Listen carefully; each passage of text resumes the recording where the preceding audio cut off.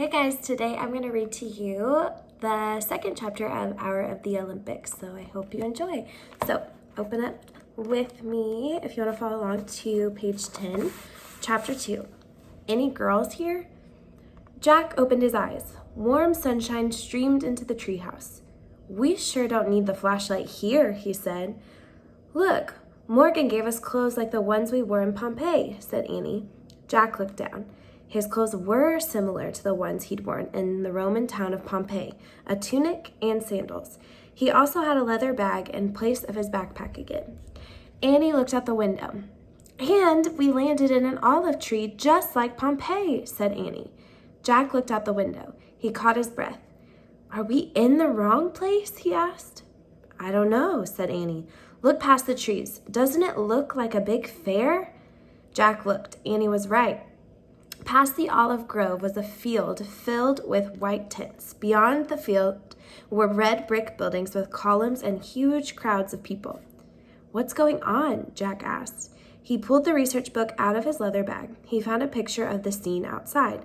Below the picture were these words. The Olympic Games began in ancient Greece over 2,500 years ago. Every 4 years, more than 40,000 people traveled to Olympia, the town where the Festival of Athletic Games took place. Oh man, Jack whispered. We are at the ancient Olympics. Cool, said Annie. Jack wrote in his notebook, Olympia, first Olympics take place. Come on, let's go watch, Annie said. She started down the rope ladder. Jack threw his notebook and the research book into his leather bag. Don't forget, we have to get Morgan's story too, he said as he followed Annie. Annie waited as Jack stepped to the ground. Then they walked through the olive grove to where the tents were. Jack heard pipe music and smelled food roasting over fires. Groups of men talked excitedly to one another. That's funny, said Annie. I don't see any girls here. Oh, sure they're girls, said Jack. Where? Said Annie. Show me.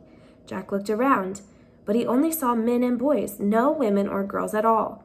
Then he saw an outdoor theater. A woman was standing on the stage. She had yellow hair and a purple tunic. There, said Jack, pointing. What's she doing? Said Annie. A soldier was on the stage with her. He wore a long cape. A helmet with a red crest hid his face. The woman and the soldier were waving their arms and talking loudly to each other. I think they're doing a play, said Jack. I'll look. He pulled out the Greek book and found a picture of the theater. Listen, he read aloud. The Greeks were the first to write plays. Many English words for the theater come from Greek words such as drama, scenery, and chorus. Many Greek plays are still performed today. Hey, Jack, said Annie. You're wrong. When Jack looked up, he saw the woman had pulled off her wig. It was a boy dressed up as a woman. Even she's a boy, said Annie. That's weird. Said Jack, and he went on reading.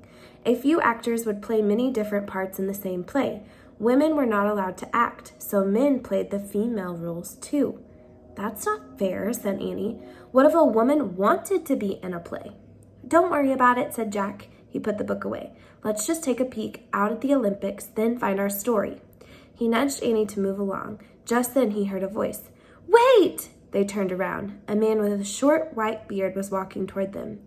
Hello, said the man. He was looking right at Annie. Who are you? Who are you? Annie asked boldly. And that's the end of chapter 2.